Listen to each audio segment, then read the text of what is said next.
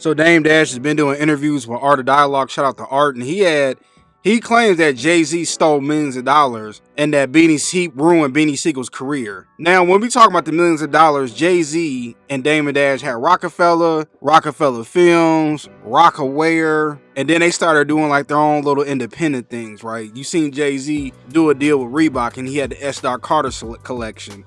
And if my memory is correct, this was about 20-something years ago now. Wow. I believe he was trying to start an S. Carter Records as well. And wasn't like Foxy Brown was going to be one of his artists. You seen Dame Dash, he moved and he did a Pro Kids. For a lot of people who don't necessarily remember, he had a distribution with Pro Kids at one point. And even State Property had their own version of Pro Kids. And they just, I don't know, they had Team Rock. At one moment, Dame had Team Rock and all of that. But anyway, when the company was going to get sold, Dame claims they were going to sell the Tommy Hilfiger and he was going to make like, 40, 50 million and up. And Jay said, I'm not wearing that no more. I'm wearing S. Carter. So then Dame sells his share. Then Jay turns around and sells it to Iconics for 200 million. To where Jay owned a quarter, Dame owned the quarter.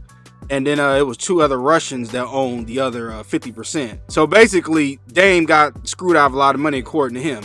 Now, let me say this about that. When it comes to Dame, and this is where you got to have the lawyers involved. Or if you feel like somebody's trying to dilute the brand, personally, I'm going to be like, hey, we're going to have to call a meeting and be like, yo, why are you doing this? Aren't we trying to sell it? And I feel like with Dame and Jay, it was a lot of ego involved and a lot of miscommunication, even like with Cam, right? And I remember this where Jay went on the radio and said Cam is an earner, and Cam had removed Oh Boy, the remix, to where it never even came out. And you was hearing rumors about tension then, and they even on Welcome to New York City, it was love, but you heard it was, it was friction going on. Even when Joel said, shout out to Cam for taking over the Rock. But overall, when it comes to that part, I really feel like miscommunication, bad lawyers, and I do feel like a lot of people was out to get Dame. Dame was known as an and I want to curse, but I really can't do it for YouTube. But he was known as pretty much being a jerk for PG purposes. He was known as being a jerk. Even though he was sticking up for Jay and Nori, and Nori even said he saved him. Dame saved him out of a bad record deal. And Dame didn't even get nothing from it. And even when it comes to Beanie Siegel, when the Rockefeller split, everybody thought that Beanie Siegel was going to go with Dame because if it was magazine, I can't remember if it was Source or Double XL, but it had stuff of Beanie Siegel and it said, distributed by Dame Dash Music Group. But Beanie Siegel ended up coming out and signing with Jay. Now, Jay said that Dame shelved him and Dame had a completely different rollout for Siegel. He didn't even know about it. And that, he pretty much, Jay ruined his career and Beanie self-sabotaged himself. Now, let me say this, right? When it came to the breakup of The Rock, I wasn't there. Everybody know Dame was my favorite person. I can't rap to save my life. But, as far as like being a businessman, I respected what Dame was doing. Even with Jay, but, Jay was the rapper. Personally, I would have went with Dame, but I understand why people was going with Jay because Jay was the face. He was the real face of Rockefeller, and he was the face of Def Jam. And while Dame, he was pretty much the brains behind it, him and Biggs.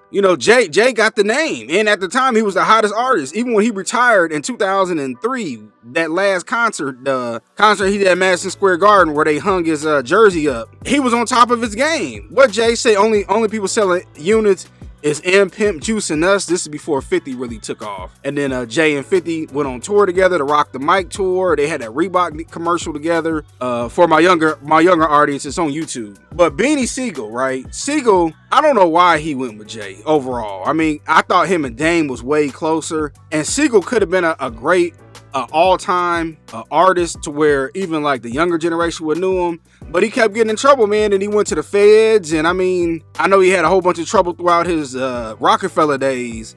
And even if you go back and watch MTV Diary, and I believe it's on YouTube, when Jay-Z, you see Beanie Siegel, somebody threw a drink, Beanie Siegel jumps in the crowd and Jay got to go get him. And then there's even stories where Kanye was finna get robbed at Chelsea's Diner and Beanie Siegel coming there, him and Young Guns and Dame Dash, and Siegel got that iron on him and he makes sure Kanye good. I really feel like Siegel didn't know how to separate the streets from rap, and Siegel thought that, they're family because they kept saying Rock a lot familiar, which they were, but at the same time, because from those who don't know, the judge asked Jay-Z, would he be responsible for Siegel when Siegel got, or when he's on trial for allegedly shooting somebody? The judge said, if I let him go, to your responsibility, would you be responsible? And Jay said no. But, Siegel was a liability. He was a hothead.